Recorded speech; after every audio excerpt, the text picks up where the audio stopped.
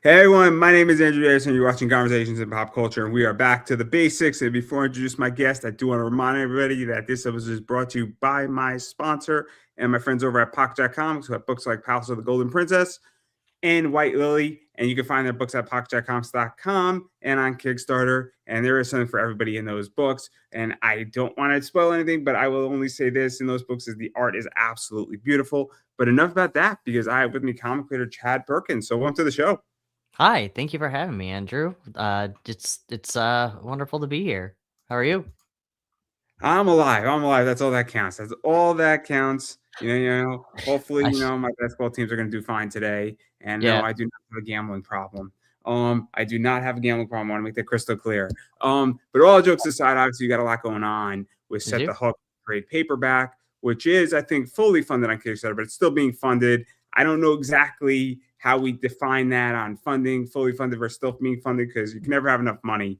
But Correct. before we get into that entire Kickstarter, the book, and everything, why don't you quickly introduce who you are? Because you do a bunch of stuff in comics. This isn't your first comic. You have a publishing company, and I figured Yes. I'll give you the ability to introduce who you are. Yeah, thank you. So you talk about having a gambling problem, and that's fine because I understand. I have an alcohol problem. So I am. My name is Chad Perkins, and I'm an alcoholic. So no, but in all seriousness, so my name is Chad Perkins. I wrote a comic called Blue Lullaby through Marcosia Enterprises. I was also a part of the Action Lab fiasco because it was through there. So if you want to go look at that, that was a very wild ride. Um, and now I am currently working on Set the Hook, which is a full trade paperback about a man who's very angry at a fish. And I also am the owner of and the publisher through Rolling Squid Bones. That is a small little indie publisher that is kind of like a insanity, crazy, find whatever you want and publish it type company. And let's see what else about me. I'm very much into Lorcana. I love alcohol and all kinds of other nerdy stuff. So Oh, I enjoy a Jack and Coke, but I have significantly cut down on drinking. It wasn't taking the buzz off anymore, and the year yeah, I had, it was too much. And typically, if I have a beer on a Friday night, that really is perfect. But hmm enough about that. Because I don't want to dive into too much of that because I do want to get into the Kickstarter. Obviously, it is a graphic novel. I yes, believe the first two issues, and correct me if I'm wrong, were published in single issues, and then I think you're finishing the whole thing now in graphic yes, novel format, right? yes. But before we get into all that, why don't you give us kind of the basic premise of this book before we really dive into the whole shebang? Because there's a lot of stuff going on in this Sure. book. Absolutely. So Set the Hook follows the story of Otis, whatever the fuck all Yassi Bear. He is on a lifelong quest to kill the demonic pike that has murdered his dad. Uh, if he keeps and yeah, truthfully, if he keeps treating his liver like a trash can, he might not live long enough to see it through. He'll have to track down the hellfish through petty crimes and grand conspiracies before his inner demons finish him off. And yes, I am reading off of the Kickstarter because you are my 15th podcast or my seventh podcast, and I have explained it 7 times. So now I'm just reading off of my little cue card. Okay, so let's get into this Yeah, because there's a lot to break down. There's a lot to break down. So obviously we have because I mean I interpreted this story very differently maybe than other people have, where I view it very similar to Gun Honey. And the reason why I say this is that I view this story as somebody who wants revenge and is grieving at the exact same time and is that's correct. frustrated. And we all grieve differently. We all want things differently. And well, if somebody killed somebody you loved, some of us grieve and want to be left alone. And we just want to sit down on a pier and drink a beer. And some of us want to go kill the people who caused our loved one to die. Correct. And this is a very interesting book if we're going to really dive into the psychoanalysis of it, because I view it as a grieving book. I don't view it as let's just throw and hunt down a crazy pikefish and, to have a shoot them all action story, for lack of a better word. I mean, there's that in there too. If you want to take it on a very surface level, Yes. and the tip of the iceberg, you could just say we're just fucking around and having a good time in the book. But there's the deeper stuff in there too, and that's what I think is so interesting. Wow. Well, thank you. I appreciate that. And in fact, you are the first person to actually bring up the fact that, yes, there is a lot of grief behind this book. Like Otis himself, and even says in one of the lines, A lot of people at his age, because he's only 24 years old, he's in his 40s, because he's seen some shit. It'll be anything to wear a man down. But he even says a lot of kids, or a lot of people his age, are getting married, having kids, starting a business, getting a job, and he's up to his eyeballs hunting this demonic pike that killed his father. And that's the entire thing, is he can't get over that. So he becomes a fisherman, which are the people that hunt. They're pretty much the police for Hell's Aquarium, which is what was flooded onto our world, and now demonic fish are run around in our world. And they kind of just act like regular people too, which is a lot of fun. It's just a Tuesday for them.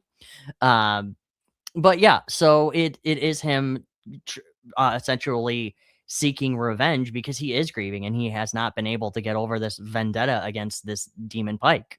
Um, and he's obsessed to the point of where he even doesn't like listening to music that is from the band Moby, like, because he's just so that upset.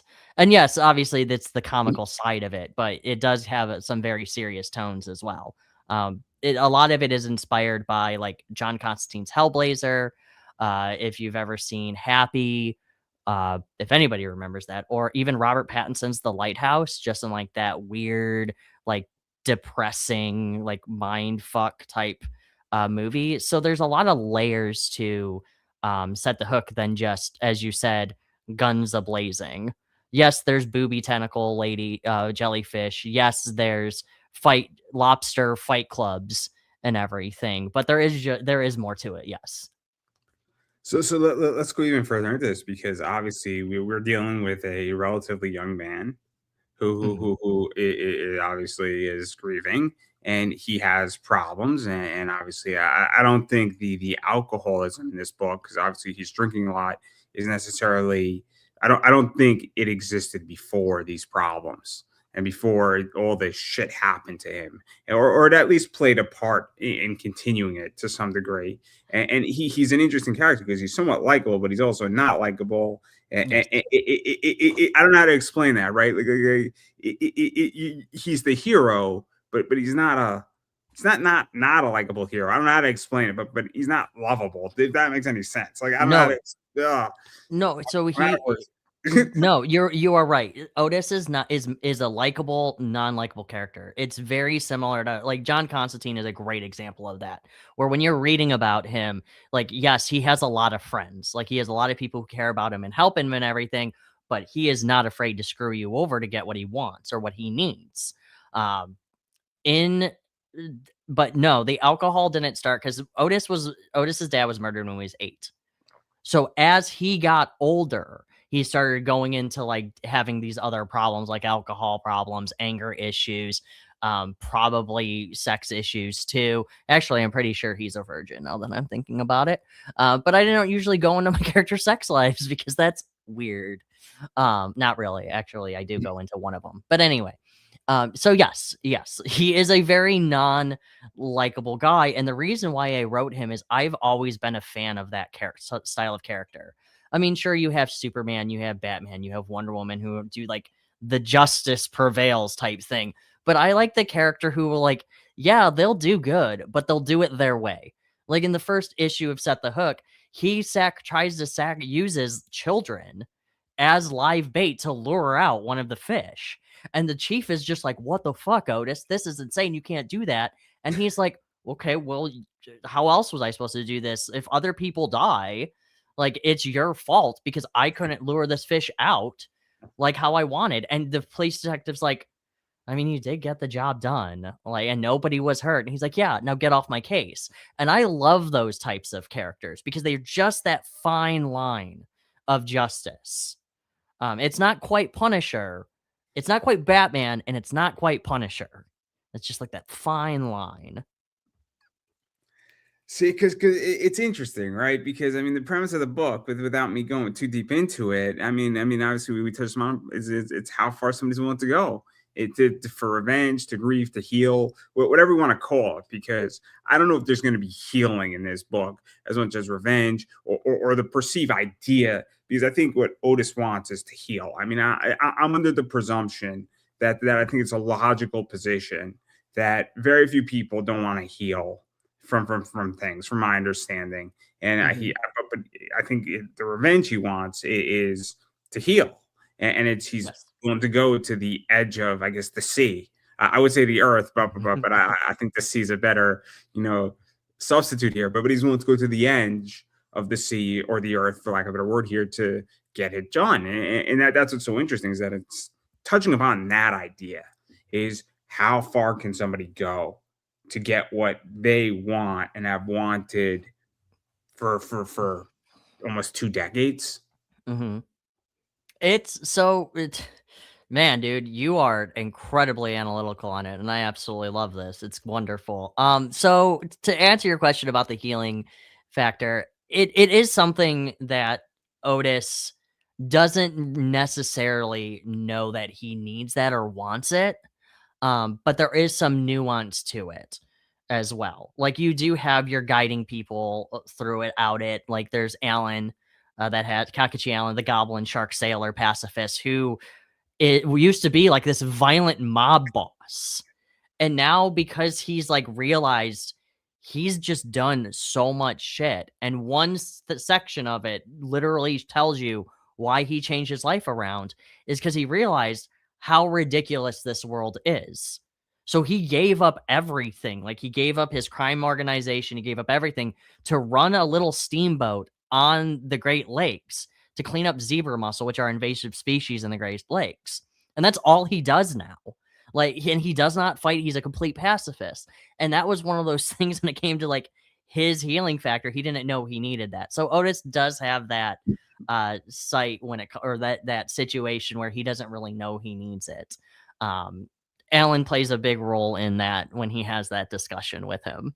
Um, Because it's just so interesting, right? mhm. Because when we start getting into this, right, and this is just how I view it. Is I watch a lot of anime, I watch a lot of other stuff. It's very interesting to see how characters evolve and what Yeah. they need to move on, what they don't need to move on, when they let it go, when they don't let things go.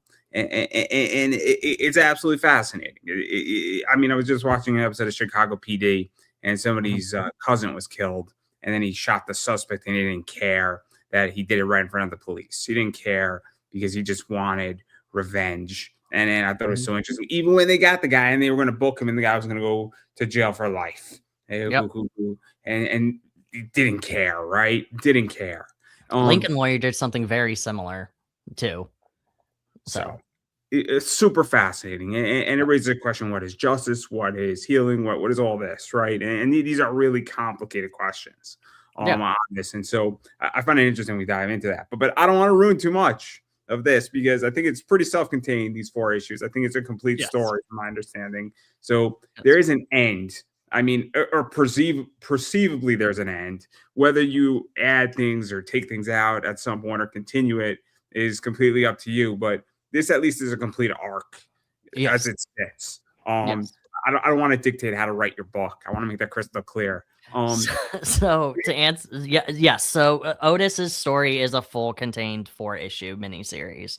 It is the first arc. I have a second arc, and the way I'm writing Set the Hook, this Hell's Aquarium world, is every series is self-contained.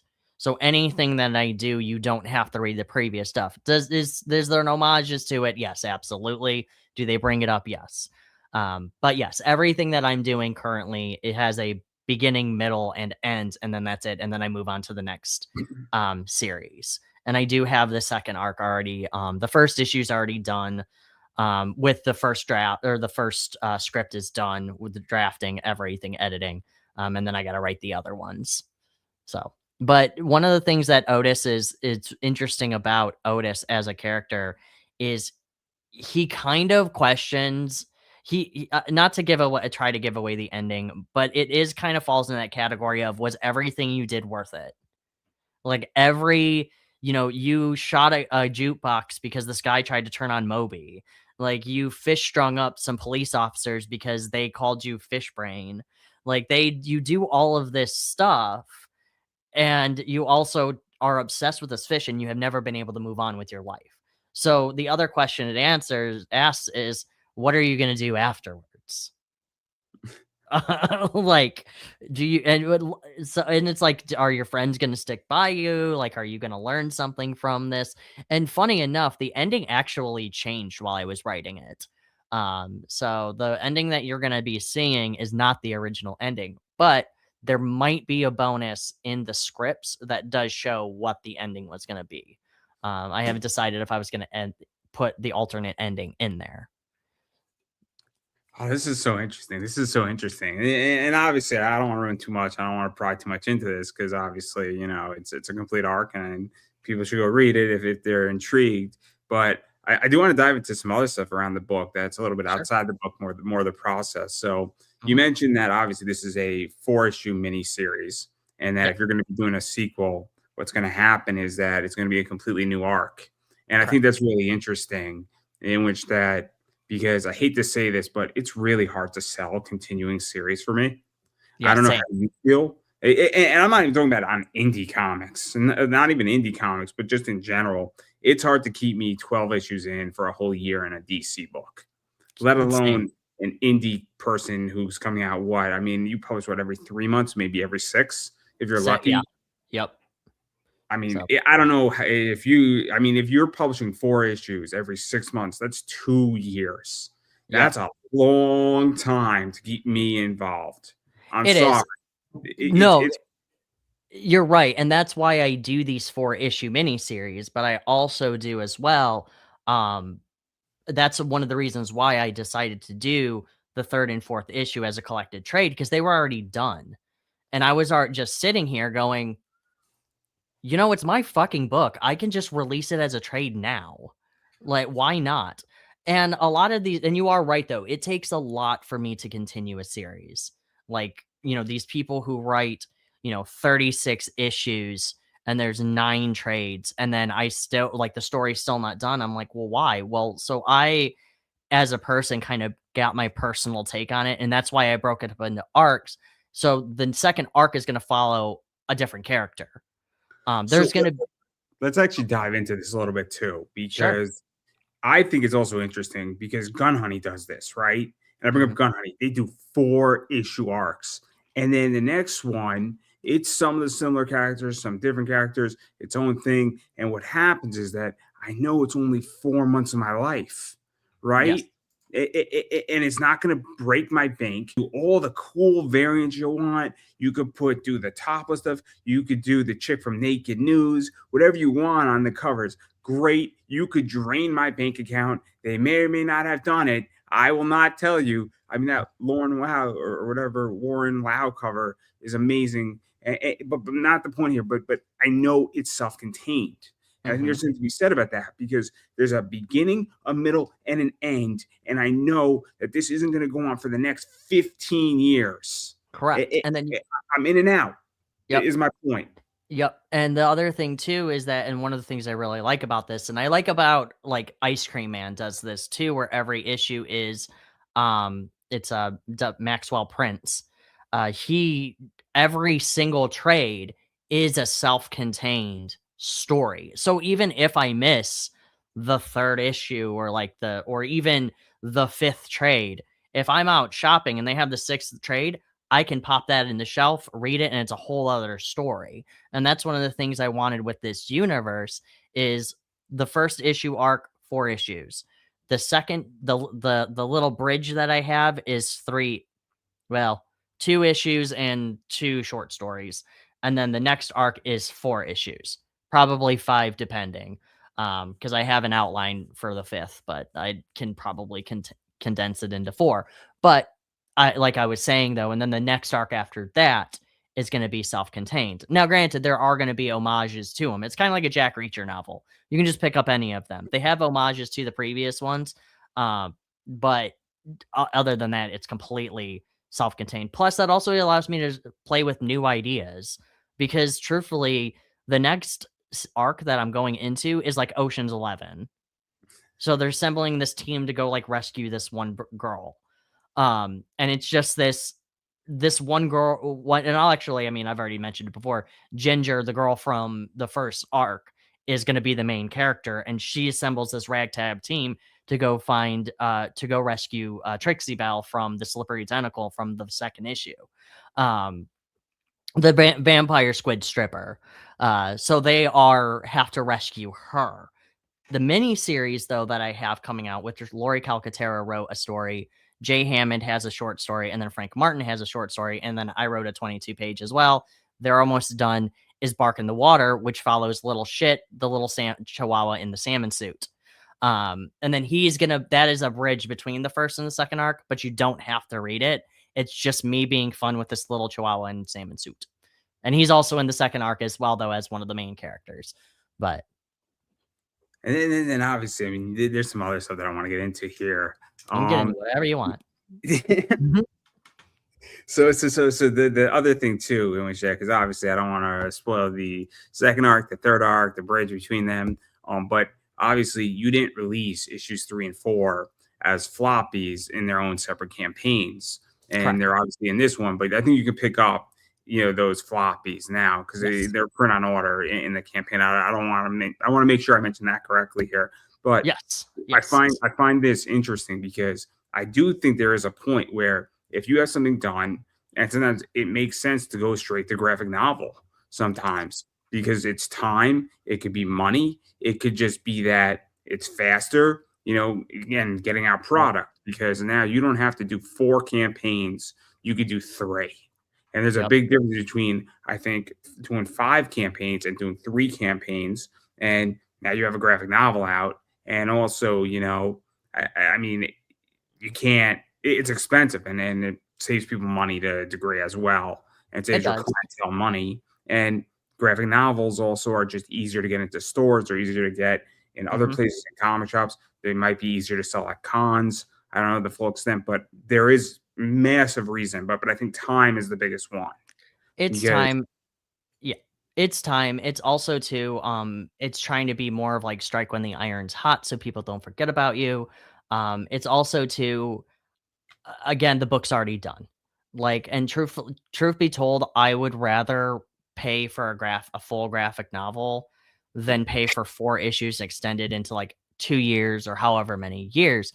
But I still wanted to do the reward of the 3 floppies because I didn't want to alienate my collectors people, because I do have people like that. I did get, when I was doing a couple of cons, I had people coming up to me and they said, "Hey, when are you going to do the 3 and 4?" And I told them what the plan was.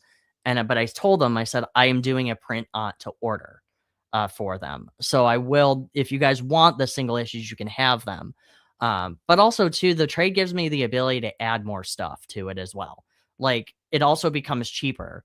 Like, I would pay like $2 a book. Let's just say $2 per book for a floppy, and then I only get 500 copies when I can get like 1,000 trade paperbacks for like $3 a book. So when you're looking at it financially, you can flip it. You can charge more for you could charge more for the trade paperback. We'll dive that in a second. Yeah, but that's finances and everything. So I'm very good at finances sometimes. my taxes. And sometimes everybody in 2025 had a rough year and everybody's finances are messed up. And I don't think it's people's fault. I think sometimes what happens is that every 10 years, there's just a bad run and a bad year.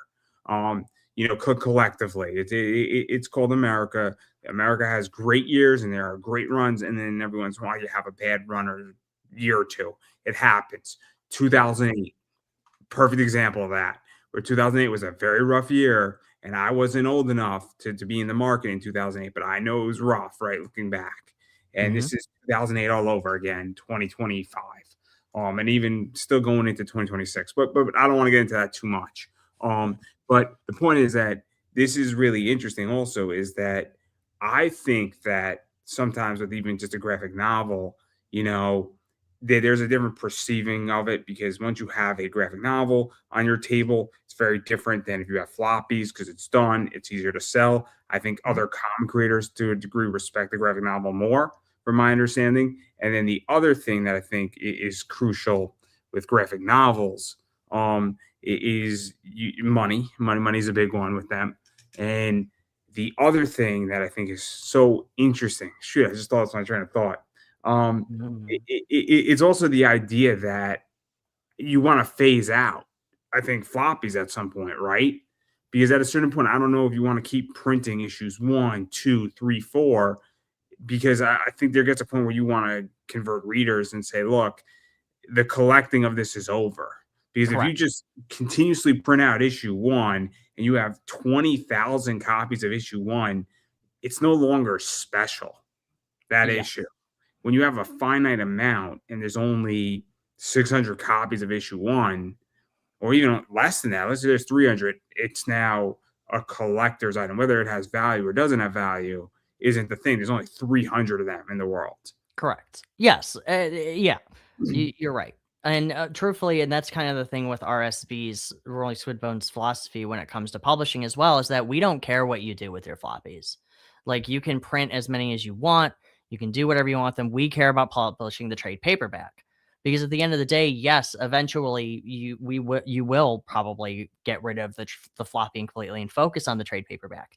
But it's like focusing on just the floppy. It's like that just there are people who want the floppies, there are people who want the trade paperback, but yes, eventually you It's wanna phase out the interesting. floppy.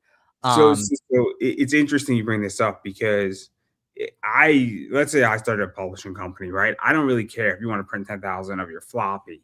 I sure, might advise you not to do it because I am under the pretense that I want to protect value. So if somebody's supporting my book, I want to try to keep things as limited as possible within reason, right? So I'm not ever going to tell somebody how to run their business or how many they want to print or not print because I know correct, somebody's audience. But idealistically, I always want, and I come from the philosophy where I want the demand to be better than the supply right. because I want to create value. That's just my economic theory, my economic thesis, my how I function, right? Because Yeah, what makes value for me is when 20 people want something, there's only 15 of them, which creates value. That's my theory economically. But I'm not opposed to people having other positions, but that doesn't there's a difference between having a policy and having good economic thesis. Does that makes sense? sure, But that's how I view things. But but you as a company, as a publisher, you don't care if you have somebody who you're publishing for, they want to print 10,000 floppies. You don't care as a policy, right? correct. Yeah, because truthfully be told, I can't me as as a creator as well, I should not have the right to dictate somebody else's audience. Like, so if the creator wants, like, let's say Sean comes up to me and says, "Hey, I want to print 2,000 copies of Age of Yokai volume issue 1."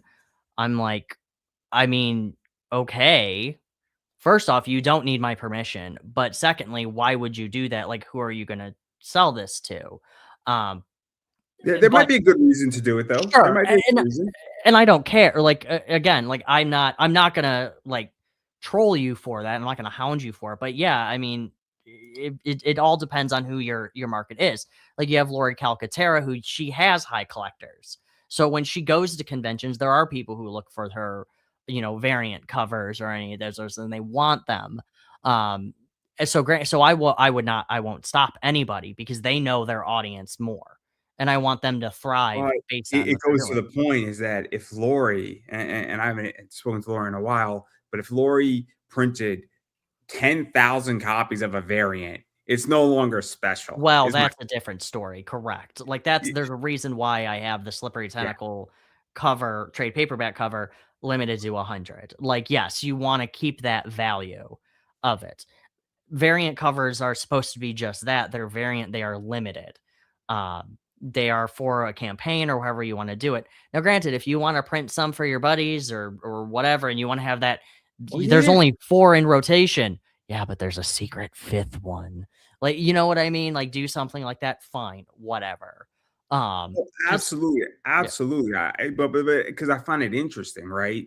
Because again, if I'm backing somebody's campaign, but this is why graphic novels I think are so interesting, right? Because essentially, once you get I feel like it's a stopgap, right? Mhm. Once somebody says I'm completely going into graphic novel mode, and now I'm not printing issue one again. There's a finite amount of issue one, and that's what I Mhm. love. I Mhm. love it because it means that now we're all in a club together. Yep. Taking value out, if there's only 500 issues of cover 1A or cover 1C, there's me and 499 other people have it. And that's it. That's it. And we're all at the club together. And I'm sorry if you're the 501st person and you don't have it, you're not in the club. So I will give you a secret. Issue 2 campaign, I sent out the physical copies of the floppy. There's a printing error in it. There's an entire missing page at the very beginning. There are only 46 of those. And then I went back and I re-edited. Dumb me, when I was looking at the proof, it didn't load, the top page didn't. And I was just like, okay, yeah, that's just the beginning page. I don't need to see it. And it turns out it was the credit page. And I was like, son of a bitch. But anyway, so that now if you want to talk about collector, that's out there in the world. And only a couple people noticed it too. They were like, they texted me and they're like, hey, is there a page missing? And I'm like, yeah. And they're like, oh, okay. But luckily the new updated versions won't have that. But yeah, like I have the Gerald von Stoddard limited, like the original artwork. I have the Jason Dube artwork as well. So yeah, so I have limited tiers that you need. Like there's only 10 of the Gerald von Stoddard bookplate and bookmark bundles. Just because I want to create that sense of value for my collectors, because they make the world go round too when it comes to comic book stuff. Like they are a good way to boost up sales and like look at you display it and they're like that right there. So I want to talk about that too, because this is something that is also interesting, in which that I think, and I'm going to say this and it's going to offend people, but Kickstarter to me is a game, right? It's a game. You're not wrong. Oh, thank you. Yeah, you're not wrong. It is a game. So some people don't appreciate. Some people don't like the terminology of that. But to me, it is a game where you have to figure out, how do I figure out how to get readers and get people to read my book and have an audience and have a base of people reading my book. And then you also need to say, I need to have some cool shit that people want to buy, that want to spend their hard-earned money on. And then you have collectors, you have people who like artists, and it's all about balancing that. Because if you can go get and that's the trick, right? It's the trick with a lot of stuff, but in particular on Kickstarter, like that's why you need the really cool variants and those limited like 50 covers. But then you also say, cool, like you need to price your items correctly. And I was watching somebody on YouTube and we were talking about with cards, and one of the things that they were talking about is that the trick now for going forward, this guy was saying, is that you need really good imaging, good pricing, and good titles. Because if you don't have any of that on eBay, you're just renting traffic. And if you're only selling when you're running ads, you're not selling your book, you're just renting traffic. And I think that's true about Kickstarter too. Yep. If you're doing a $300,000 campaign and you're running a lot of ads and you spend 50 grand on ads, you're not really running effectively on Kickstarter. You're just renting traffic. You had a successful campaign, but you legitimately rented your campaign. And you might have made money, and there's nothing wrong with that, but you're not really, in my opinion, running a successful business because you didn't do it. You used marketing, and that's perfectly fine, but you rented it. You didn't earn it. So I don't know how you feel about that, because and I'm just curious how you view that, because to me, it's really important to figure all that out. It's so tricky. For me, I feel like it's a game. I feel like just marketing itself with campaigns, with the audience and everything, is a game. Like when you launch your Kickstarter, you have to be able to show these people that they want your book. You want to sell them something that they don't know they need. And it is just this trying to scratch that little nerve or itch for these people to click that, yes, I want to fund button. Granted, though, if you're spending $50,000 on a marketing campaign on your Kickstarter and everything, you should probably look into just going into like an actual business. Granted, there are people like you have Mike Tenner, Pat Shand and all of them who run they have their businesses like Kickstarter, and that's okay. But if you're doing all that $50,000 on your marketing, I probably think you should just open up your own store or do something else with that. Because you've already solidified your audience at that point. Like if you're making $250,000 a campaign, I don't think you should be spending $50,000 marketing, but I digress.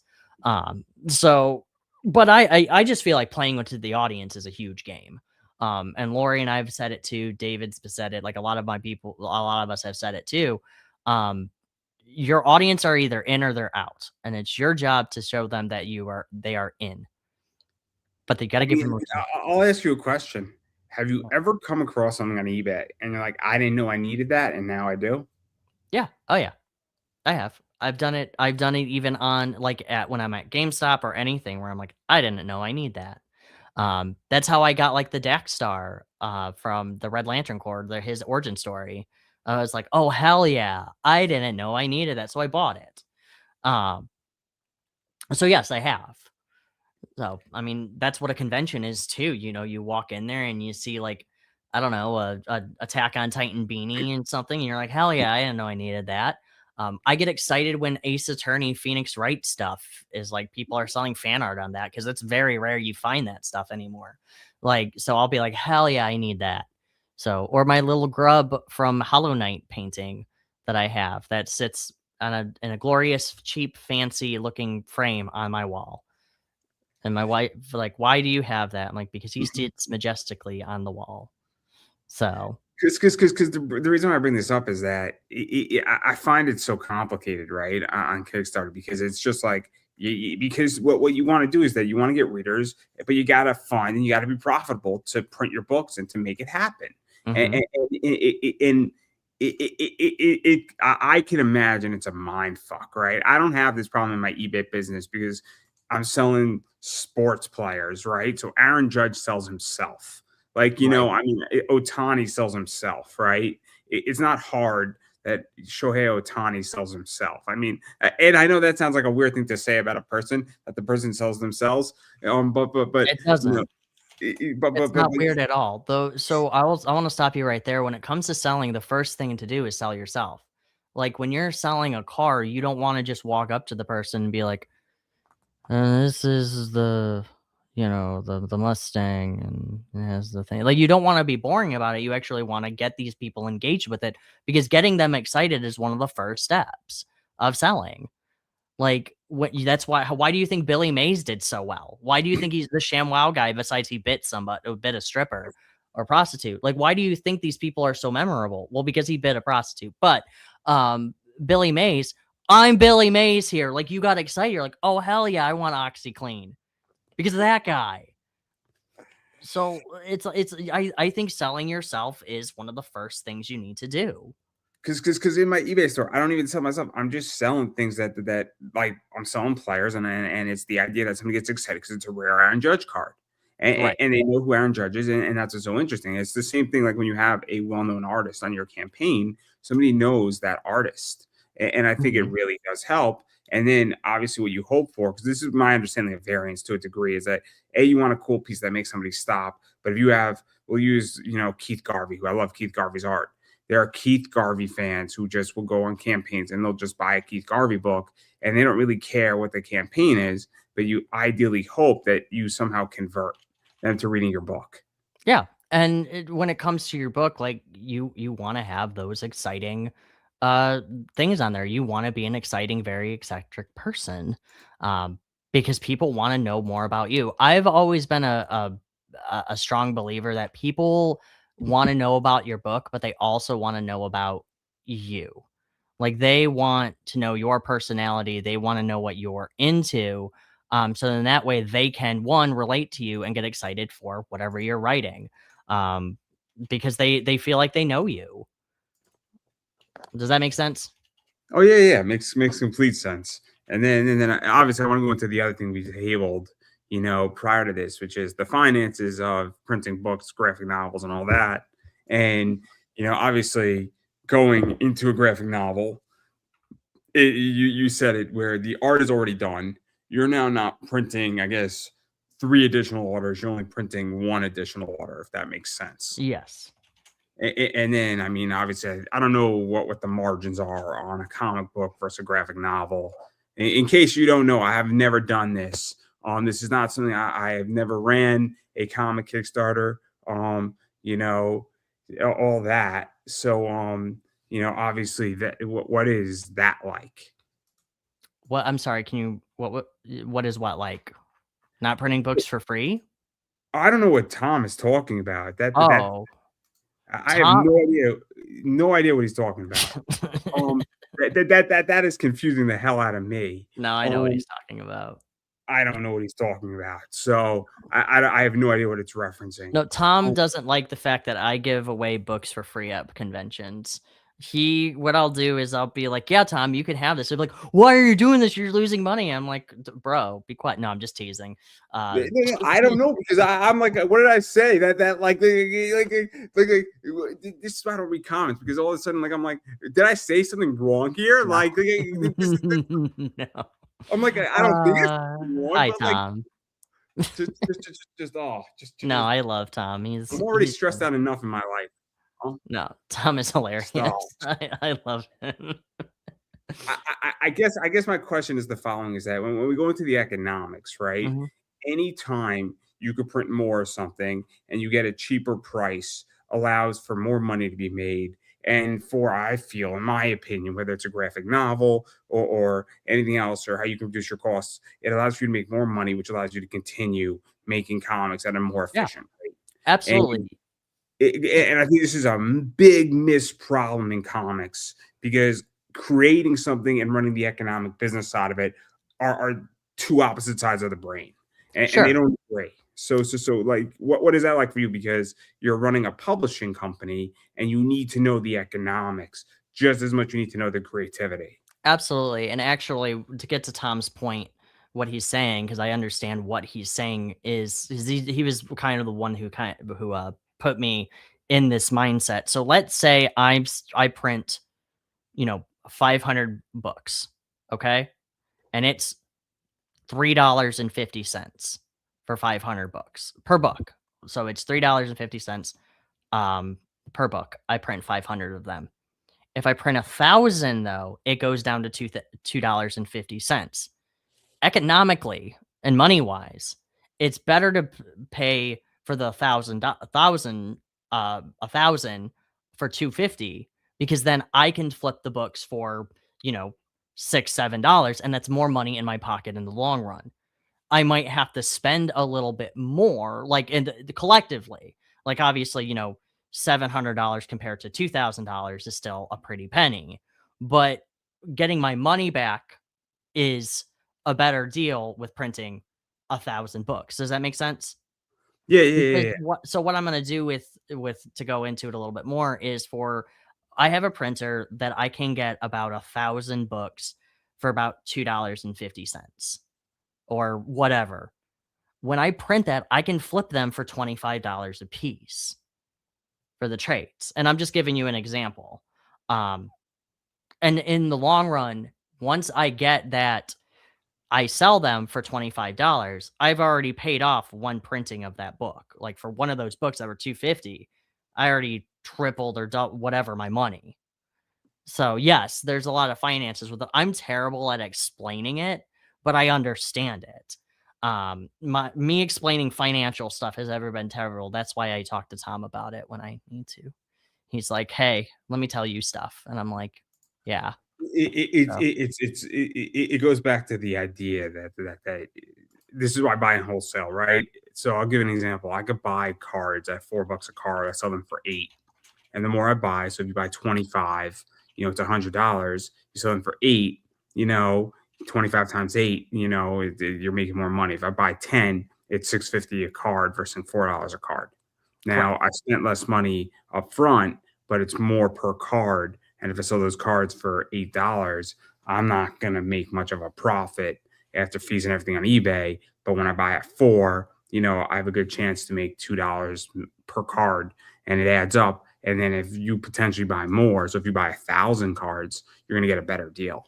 Yeah, Just exactly. and the more you print, but you got to spend more money up front, and Yeah, it's a balancing act. And again, it's so because the problem also is that you have the money, right? right. Because if you don't have the money to do it, or you can't find the money to do it, you're not in a great position. So, but I digress right there. Not important is the point here, but Mm. it's so complicated, right? On this, but It's not ultra complicated, hopefully. It's stupid because there's so many different channels can go through as well. And that becomes incredibly frustrating because you're always trying to search for the best deal. Um, and it's aggravating because you never know what the best deal is. It's like the whole sticker mule thing. Like they have good deals, but you know, they it's sticker mule. But anyway, I digress on that. That's getting more into the political weeds of the thing. So And then I want to talk about some other stuff with Kickstarter because obviously, and we touched upon some of it already, but obviously, I mean, I'm going to list the challenges of what I think is Kickstarter. I'm curious what you think. Is I think getting noticed attention media is very difficult on Kickstarter and in comics in general. I think funding in this economy is difficult as well, and the economy is rough. I think that we kind of touched upon printing, but dealing with printers can be difficult. You know, also, getting people their books in a timely fashion. That's a real issue for me as a consumer because I know plenty of people are massively late and I don't like that. And it definitely hurts. And then dealing with shipping costs because I don't know how you feel about shipping, but eBay is really difficult with that. And I've been through about 4 of these shipping hikes in the last 5 years on eBay. And each time it goes up, it kills me. It kills my I soul. I do use Pirate Ship, which gives me the best deals that it can find. When it comes to being late and everything with my Kickstarters, I try there's 2 things. When somebody looks at my campaign and says, "Oh, I won't get it until like December 2026," and it's February. No, you're gonna get it sooner than that. But I use that as a fail safe. One, it's also too, it's under promise or under promise over deliver. So it's like, hey, you're gonna get it in like, I don't know, May, June. For one, my books are usually always done before I do a campaign. So that way I don't run into any hiccups. Um, or, you can always draw your own book and write and draw your own book as well. So you don't have those hiccups either. But I make sure everybody is paid. And the only thing I really need to worry about is building the campaign. Or any of the variant covers or any of the shit that I'm gonna use with it, like the stickers and the bookmarks and the whatever else that I have available. I'm not gonna do like onesies and everything like some people do or plushies. Actually, I might do a little shit plushie when Bark in the Water comes out. I might do 2 of those. Um, I was introduced to a pretty reasonable priced plushie person, and I was like, do I want to? And the answer is yes.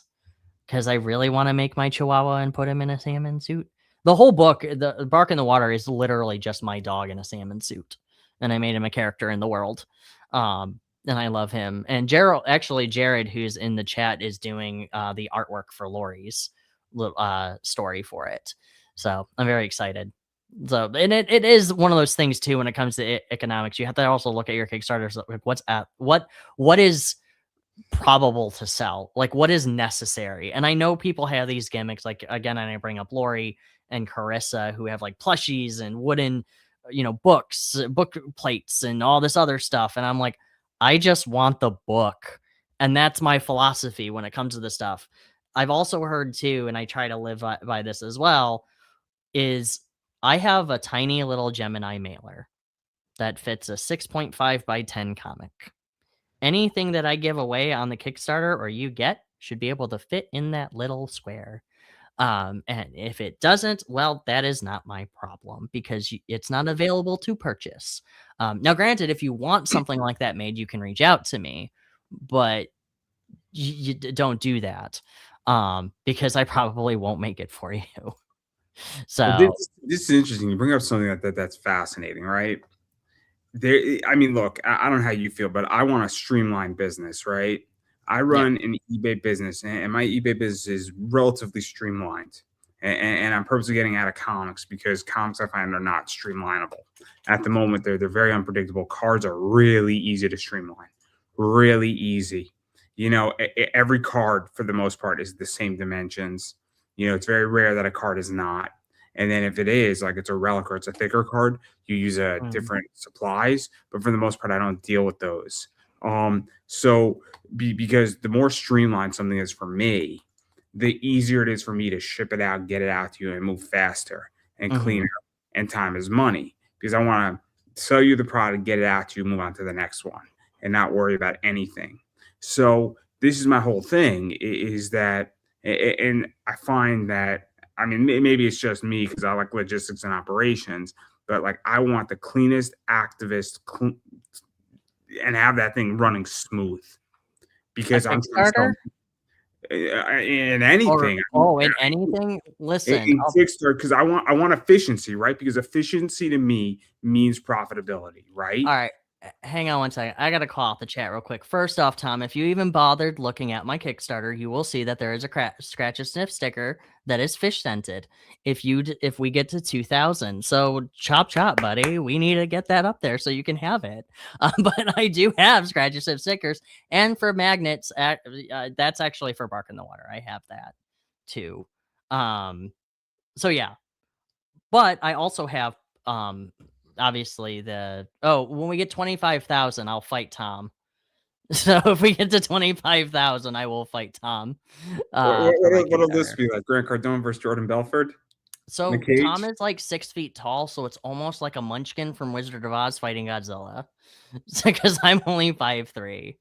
Um, but I will say, if you are expecting a Kickstarter to run smoothly, I'm sorry. Get ready for a heart attack on a bus. It's not that I wanted to. I'm not saying like the actual campaign. I'm talking about like shipping and all that. So like that's what I think is so interesting is that like your whole campaign should fit in like a Gemini. That to me Yeah. is super efficient, right? Like Yes. because if all of a sudden you have 20 different things that have to have 20 different packages, that creates inefficiency, in my opinion, right? I agree. I'm not saying there's not going to be hiccups. That's not what I'm saying in the creation side, but on the operations and logistics side, like your printing and packaging, it should be like an assembly line when you get it all out there. I mean, that's just what I think.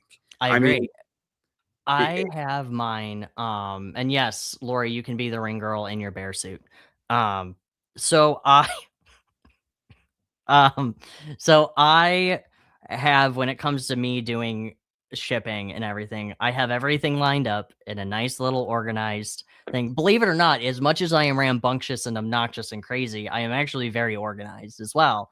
Um, I have everything like my little stickers in a pile, the comics in a pile, and everybody is divided up on what needs to go out.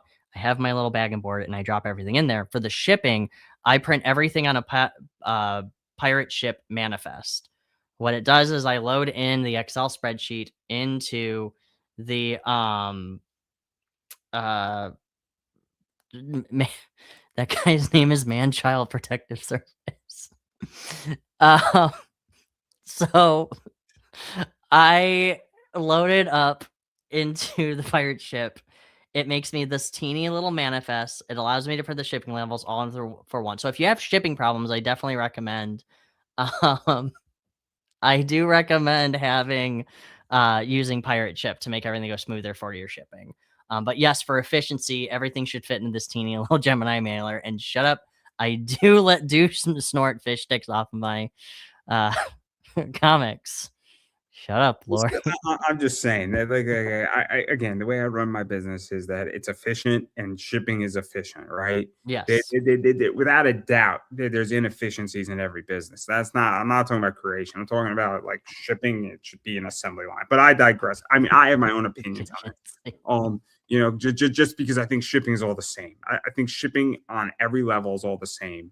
As far as you got to get it in and you want to get it to the place the safest way possible. Um, Yes. I don't think and anybody who debates me on that says shipping a comic book and shipping cards are not the same. No, they are the No. same. In which that Well, it's the same in which that you got to protect it. You got to yes. make sure it's properly in the right packaging. You got to make sure how you print your labels, all that. The price hikes suck, all that stuff. There's differences obviously in how you protect it, but I digress. But enough about Yeah. that because So Yeah. Yeah, Lori actually, when I did set the hook issue too, her and John Wessup said, "Chad, if you ever send this to us in a bubble mailer, I'll beat you up." And actually, this morning she threw a bag over my head and pulled me onto her Tuesday morning brew. So I can confirm she is definitely a very violent person. I was at Target. She actually put a coffee in my hand, which was very nice. But she put a coffee in my hand and then dragged me back to my place and sat me down and said, "You're coming onto the brew." And I went, "Oh, okay." So anyway, so if you ever get a threat from Lori, it's real. E-fish in the sea is required for this project. Yes, I do use e-fish. Okay, Just gonna jeez. say, yeah, that's funny. That's funny. I didn't realize what I did there. Oh man, that's good. That's good. But I But also yes, have my sexy, sexy cover too. So if anybody ever wants to order that, you can. So I know what you all want, your jellyfish sea, uh, your jellyfish, vampire squid, octopus, sexy slippery tentacle cover. it's a lot of things I could say. A lot of things I could Thank say. you. This is definitely a child fucking friendly show. Have you met me? I am the least child friendly. There's a reason why my wife doesn't want to have kids with me because I am not child friendly. She's like, "What are you gonna do with your kids?" I'm like, "Duct tape them." Like, there's a reason. I So know many you. things I could say. So many things I could say. But obviously, going into all this, and which said obviously just go through your reward list. You got some digital stuff, so you can get digital issue 1, issue digital 2, digital issues of the whole graphic novel. Get the deluxe digital. Get the Yep. singles issues 3 and 4 if you want it. You get obviously a physical copy of the graphic novel. You get all the single issues if you missed out and you're a collector. I think you can get the Michael, I forget, I don't want to say his name wrong. Michael Towson. Yeah, so this one's actually fun. I'm trying to again get Lori and Tom to play with me. With Tom, lots of Octoloop. But when you back this campaign, we get to play with the professional DM, Mike Towson, and Ray Jamison and I have done this one on all of our campaigns. And it's always been a really good time. There's 6 of us. And we all sit around and we make a camp. We have play a nice 3-hour D&D campaign session. It's a lot of fun and it's very funny. If you don't have a comic and you just want to play D&D, you don't have to play as your character. Like you don't have to have a comic. Yes, please, I'll come fuck up your dungeon world. Tom, I want to play D&D with you. Legitimately, please come back this thing. And if not, I'll pay for your side anyway. So, yeah. So you have that, you have, I do. some other rare covers, you got book plates, you got other, bundles. I think you got the Slippery Tentacle cover, you I got do. some That's my original favorite. you got some original art in there, so Yep. obviously people with original art. And yeah, I mean, you got a bunch of stuff pretty much, I mean, and all that stuff. So, like, I think there's something for everybody, right? There is. And I tried to be very hey, I want like people will look at it and go, "Oh, cool! I really do want this neat book plate that's limited edition from Gerald von Stoddard." And he's like, I have to mail him the books, so it's not like he's sending me stuff. Like he has personally said, "Chad, ship me these books, and I will send them out personally." And that's really cool because that means he might spit in them or something and do something really gross to them, and you get a piece of him, you get a piece of Gerald. No, but anyway, he came in or he decided to do that. Jason Dube was nice enough to donate the original artwork from the previous campaigns. We there's the original artwork from Gerald, and if nobody backs that, then I get it, and I'm very happy about that. But so there's a lot of different things for everybody. There's the collectors where you can get all 4 issues. There's the limited edition Slippery Tentacle for you degenerates. And granted, if you want to back that one, please do, because that does play into the second story arc, because those are going to be 2 of the main characters. And no, it is not about them being strippers. Okay, I have a separate story about that. I am working on a romance title in the Set the Hook universe. I just have to learn how to write a romance. But then I have the original traditional trade, and then I have 2 secret tiers as well, that you can find on Lori's show, or I think Lori's, and 2 other people's that I have kind of floating around as well. Yeah, so obviously there's a lot of stuff there, and Yes, there is. there's something for everybody, as I But it can stated. all f and then I have stickers, so I have those, I have bookmarks, but they can all fit into that one little Gemini mailer. Ah, that's amazing. That's just amazing. Efficiency at its finest. Um, Exactly. I love efficiency. I love efficiency, and I love when things go according to a plan, which sometimes they do and sometimes they don't. But we don't have to talk about when they don't. But obviously, I mean, there's a lot of other stuff, and obviously, I mean, there's all that, and then obviously, I mean, the campaign's going on right now. But I Mhm. do want to ask you one more question before I give you a chance to promote yourself, or maybe two more questions depending. But I Whatever. am curious because you are a publisher, right? And, Mhm. and, and I am curious what you feel about the whole diamond situation and the current state of comic distribution, because I think you have a very different viewpoint than a lot of other people, given that you're a small publisher. And I Mhm. don't think you were affected by diamond. And if you were, No. I stand corrected. But the idea is that you probably have a very different viewpoint than somebody who is not a publisher. I have a very jaded point, but at the same time, though, I kinda share the same values, yes, with Rolling Squid Bones, with Lori and everybody. Um, we weren't affected by Diamond because we started right around the time Diamond started going bankrupt. So we really weren't in that boat as a lot of these other publishers. And I absolutely feel for them because they got screwed over very hard. And I think that's disgusting.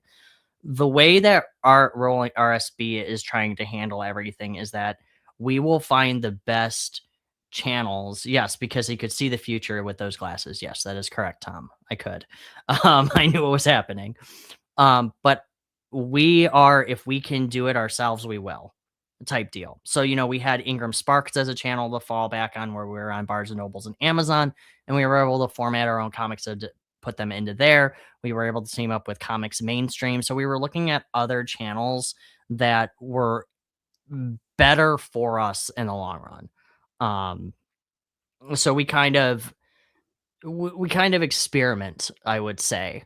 We have a couple of other things that we're working on where we're trying to be very grassroots with it. So we're gonna go to comic book shops. We're gonna do more like when we're at a convention, it's like, oh my God, you guys are here. One of the things we're trying to strive for is that we want to be more like when you find a comic from RSB, it's like finding a diamond. Is it a good diamond? Well, it depends on you, but it's like oh my God, this is an RSB title. I've never found this one of these before. Um, and that's Because I find it interesting, right? Because my viewpoint is that I think the diamond mess is going to be here for the next 2 3 years. Because I don't think that they're. I think to fix this issue, I think to get credibility back, and it's just me as a consumer.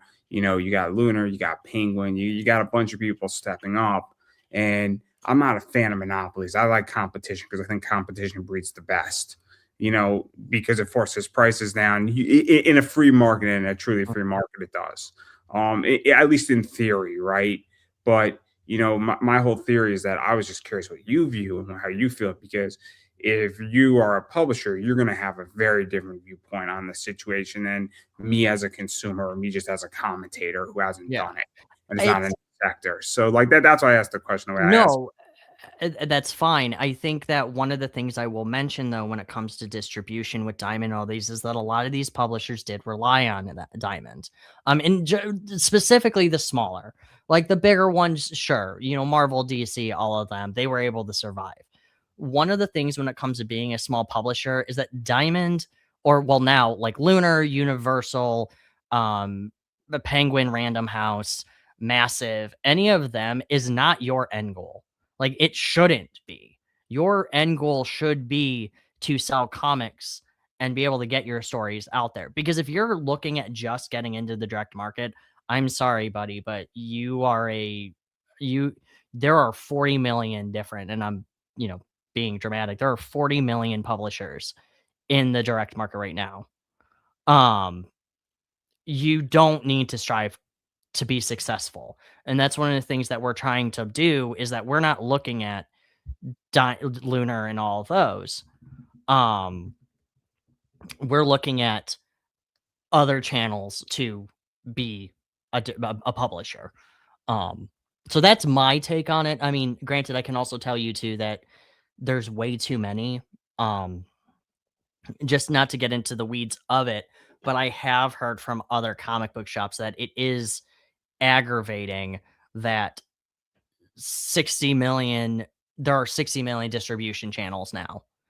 And they have to have multiple accounts and everything. But when Diamond, there was just one. Like it was just Diamond. But that's gonna happen. Like that's gonna happen when you're at now that Diamond's gone. There's gonna be that competition that's gonna want to be the next big. Um, Now, granted, is one of them going to succeed? Absolutely, because that's what's going to happen. I mean, look at what, well, Dell is still around and all of them, but there's tech companies out there that used to be around and now they're not because Microsoft and Apple became huge juggernauts and they swallowed them. So yeah. Also, Tom is great. You should pick his brain. I learned all that from Tom Hutchinson. He comes and watches me talk to make sure, because then he beats me later if I get anything wrong. Help. Send help. No, it's fascinating, right? It's fascinating, and I am very free market. I believe competition produces the best results. I really do. I believe combat produces the best results as well. I believe ideas should always be tested. And I don't think you should be shamed for throwing out ideas. It's just that better ideas will preserve and always persevere. Especially when ideas are challenged. It's a philosophy of mine, right? And certain ideas might have been challenged, changed, taught, untaught, all sorts of stuff, right? Yeah. Somebody presented a better argument to me, and like, I don't really have an argument for that. I got to look into that, and I got to adjust to that. And then people have also presented arguments where I'm like, I can see your argument, but there we go. So there you go, right there. But so again, I'm just curious because again, your perspective is probably boots on the ground and in the trenches, and Yeah. mine is looking into the forest on the hill, seeing what the hell is going on. And Yeah, you're the outside looking in, so essentially. I could have an opinion, but I don't have the best opinion. Probably is a good way to utilize it. But I digress. Obviously, we've been speaking for like an hour and 6 minutes, and I do want to give you a chance to promote yourself. So, where could people find you? Back your campaign, check out what you do, social media, all that fun stuff. So you can find me at the next AA meeting, which is tomorrow. If you're gonna be there, I will see you there, but I won't name names and who's gonna be there, but I will be there. My name is Chad Perkins. I'm supposed to be anonymous, but anyway, you can find all of our stuff, including Lori's trade paperback, at rollingsquidbones.com. You can find all of our stuff there where you can order them through Ingram. You can follow us on Facebook where we post dumb memes, stupid stuff, and other kind of weird things, and also promoting our material. You can follow me on Casual Nerd Chat on Blue Sky, but I don't really use that. You can also follow us on Substack where we do a monthly newsletter. Or you can also just message me on Facebook and send me weird stuff. I mean, you could do that as well, and I'm cool. So yeah, and yes, it's Anchovies Anonymous, Tom. Thank you. I am a 5'4" anchovy. So yeah. But that's where you can find me. And also please take a look at Lori's book because she's here. If I don't mention that, Path of the Pale Rider #8 is still live for the next 2 days. And also my book is the next 11 days are still live. So please make sure you back both of those books and take a look at them. I'm sorry, 8 days, not 11 days. Also, somebody please come to play D&D with us. Okay? I really want to do that. And we're going to do, but still, I'll just drag other people. So, and And then I've been saying this, and I'm going to continue to say it. You got to support indie. You got to support what people are doing on projects. You want to see projects get made. You got to back them. Got to support them. Got to share them. Got to like them. Got to tell the people who are actually creating it, hey, I really enjoyed your book. Goes a long way. When somebody shoots me a message says, I really enjoyed that interview that you did, or I really enjoyed what you did over there, or the fact that you interviewed this person. Thank God you did it. It's always appreciated. It makes me feel nice, warm, and special. So please, keep that in mind, everybody. It really does help. And then furthermore, obviously it's my show because I'm going to promote myself. I am Pop Anime Comics on X/Twitter. I use that quite frequently, preferably either praising or criticizing basketball teams right now. The NCAA tournament is happening, so it's going to be a very, very fun March. I'm going to be very creative, probably tomorrow watching women's basketball, which is actually very entertaining when it's played at a really professional level. You know, So um, it's funny. I was talking with somebody recently about women's basketball and women's soccer and everything, and it's like these women are so violent or like oh my God, they're more really violent than the aggressive. men. It's Are you? amazing. It's so good. I'm like, this is incredible. I'm like, that's why it's like when you watch like women's boxing or women's wrestling that they just freaking go. And I'm like, hell fucking There yeah. was a game. There was a game, and it was the first time I've ever seen it in probably 5 to 10 years. Not the first time I've seen it, but in almost 10 years, I've never seen this. Where two women got into a fight. It was the sun, and I think it was the sky.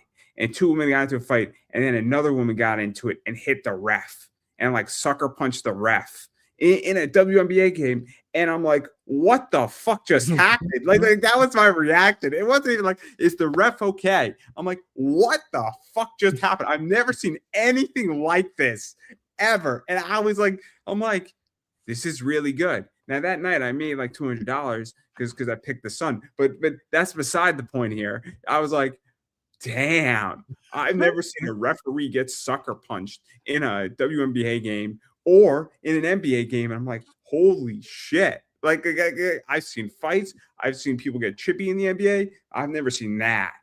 I've never That's seen crazy. that. Great, awesome. But women's basketball, the court is perfect. It's perfect. It's the right size, and the game is competitive. Like the men in the NBA, like they're too good. They're too good. It's so bad. Like last night, I was watching the Clippers versus Golden State, and Clippers are Yeah. down by like 15 points, and like they come back in like 2 minutes. I'm like, I mean, I was happy. I had money on the Clippers, but yeah, it is what it is. But not the point here. I digress. But enough about that, because obviously, getting back to my social media here, I am Pop Anime Comics on X, Pop Anime Comics on Instagram, Pop Anime Comics on Facebook, Pop Anime Comics on YouTube. Please subscribe if you like my content. I got like 2,000 videos, and I've been saying this forever. I cannot promise that I will make you smarter. I cannot promise you that, but I will ensure that you'll be entertained by far. I have a TikTok, Pop Anime Comics, and then I do run a little business right here. Look for comps and collectibles. Come shop with us on eBay. And I tend to carry cards like this in my store. I tend to carry comics like this in my store. I carry stuff like this in my store. I carry 20 limited 25 WNBA cards in my store. I carry stuff like this in my store. And I am right now debating if I will be selling this card right here, which is my limited Stephanie Vauquer 1/5 auto. I'm on the fence if I want to sell it. I'm on the fence still. So if I do sell, I will let everybody know that it is for sale. It is an expensive card. It's about $1,000 is what the last one went for of the 5/5 of this card. But I am on the fence still because it is absolutely beautiful.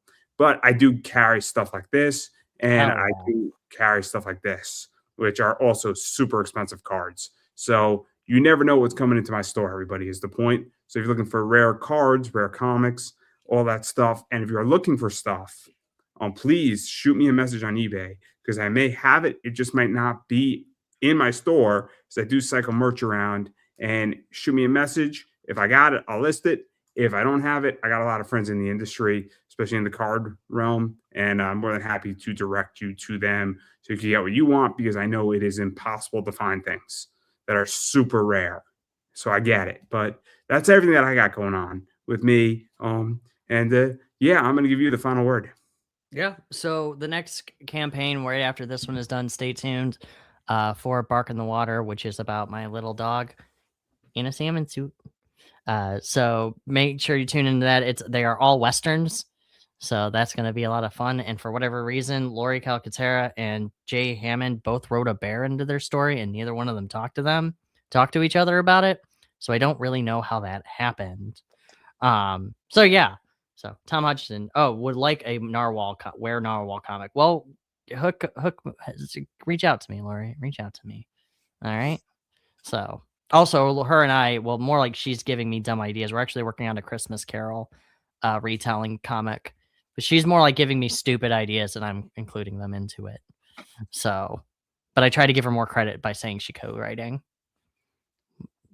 because I wanted to sound more professional. Anyway, so yeah. Alrighty then. I don't think I could have said that any better myself, and I think that is a wrap.